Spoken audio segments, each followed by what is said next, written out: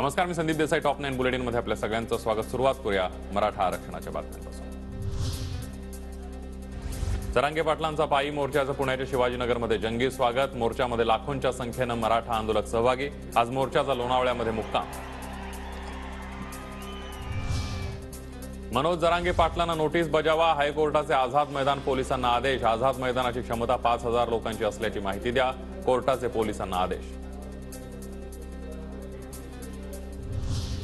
मराठे सदावर्तेंना घाबरत नाहीत. आम्ही न्यायालयात जाऊ.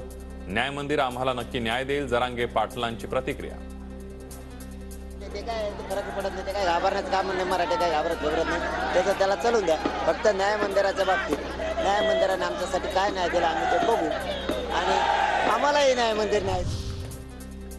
सार्वजनिक वाहतूक व्यवस्था बिघडणार नाही आणि रोड ब्लॉक होणार नाहीत याची सरकारनं खबरदारी घ्यावी. सदावर्तेंच्या याचिकेवरील सुनावणी दरम्यान कोर्टाचे आदेश. सध्या लोकशाही मार्गाने मराठ्यांचं आंदोलन सुरू, पण आम्हालाही मुंबईत येण्याची काहीच हौस नाही. कोणती चुकीची मागणी आम्ही केलेली नाही. सरकारला 7 महिने दिले, अजून किती वेळ द्यायचा? जरांगे पाटलांचा सरकारला सवाल. मागासवर्ग आयोगाकडून त्रुटी दूर करण्याचं काम. अहवाल आल्यानंतर विशेष अधिवेशन घेऊन मराठा आरक्षणावर तोडगा काढू. मुख्यमंत्री शिंदेंची माहिती. हे मराठा आरक्षणाचं सर्वे पूर्ण झाल्यानंतर त्याचा अहवाल सरकारला सादर होईल आणि मी म्हटल्याप्रमाणे एक विशेष अधिवेशन घेतलं जाईल. जरांगे यांनी गरीब मराठा असा वेगळा गट तयार करावा, कारण त्यांची समस्या ही वेगळी. प्रकाश आंबेडकर यांचा मनोज जरांगे पाटलांना सल्ला. तसंच श्रीमंत मराठ्यांकडून आंदोलन चिरडण्याची शक्यता अशी व्यक्त केली भीती.